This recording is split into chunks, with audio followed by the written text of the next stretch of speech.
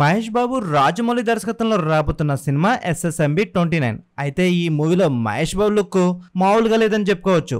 అయితే ఈ మూవీపై అంచనాలు పెంచే విధంగా మహేష్ లుక్ ఉందని చెప్పుకొస్తున్నారు. మరి ఈ మూవీపై అంచనాలు పెంచే విధంగా రాజమౌళి గట్టిగానే ప్లాన్ చేశాడట. మరి ఇలాంటి ఇంట్రెస్టింగ్ విషయాలు తెలుసుకునే ముందు మన ఛానల్ ఎవరైనా సబ్స్క్రైబ్ చేసుకోకపోతే సబ్స్క్రైబ్ చేసుకోండి. మరి 2024 సంక్రాంతికి గుంటూరు కారంతో ప్రేక్షకుల ముందుకు వచ్చిన సూపర్ స్టార్ తన నెక్స్ట్ మూవీని దర్శకధీరుడు రాజమౌళితో చేస్తున్న సంగతి తెలిసిందే. ఈ క్రేజీ ప్రాజెక్ట్ పై ఇప్పటికే భారీ అంచనాలు నెలకొన్నాయి.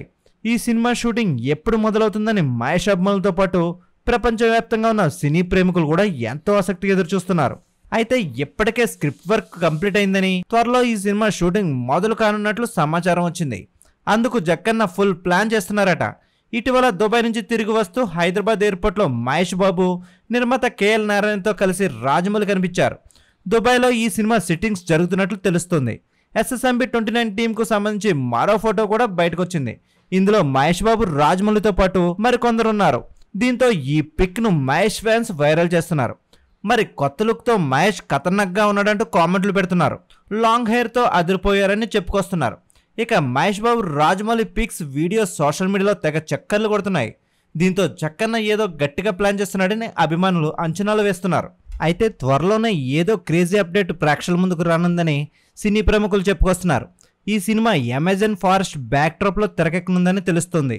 అందుకు దగ్గర లొకేషన్స్ని రాజమౌళి ఆల్రెడీ ఫిక్స్ చేశారట.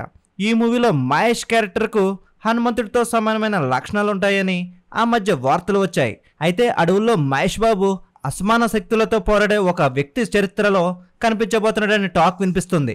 మరి వీటన్నింటిపై చక్కన్న ఎప్పుడు క్లారిటీ ఇస్తారో వేచి చూడాలి. మరి ఈ సినిమాపై రాజమౌళి గట్టిగానే ప్లాన్ చేస్తున్నట్లు తెలుస్తుంది. ఈ వీడియో నచ్చినట్లయితే మన ఛానల్ లైక్ చేయండి, షేర్ చేయండి, సబ్స్క్రైబ్ చేయండి.